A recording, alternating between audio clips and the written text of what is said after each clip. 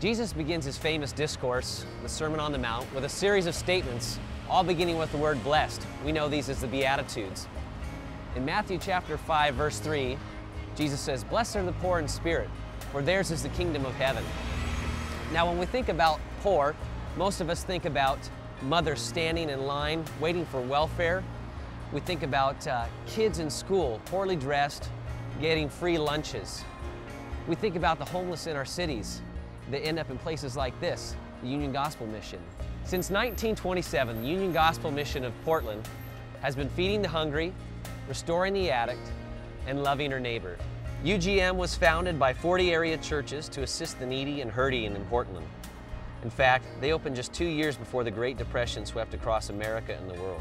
Many who had been well-to-do, or at least doing okay, found themselves out of work, out of money, and now numbered among the poor in society, standing in line for a handout at soup kitchens like this one.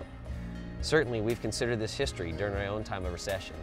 You can't read the Gospels without help noticing that Jesus had concern for the poor, the marginalized in our society.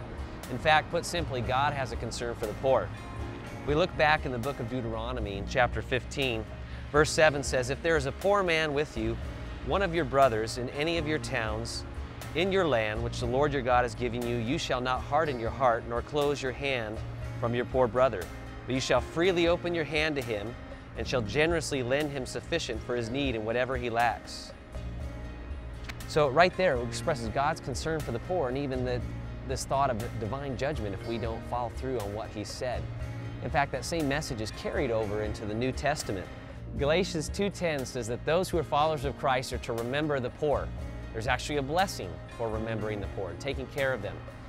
In Acts chapter 20, the Apostle Paul quotes Jesus by saying, "It's more blessed to give than to receive."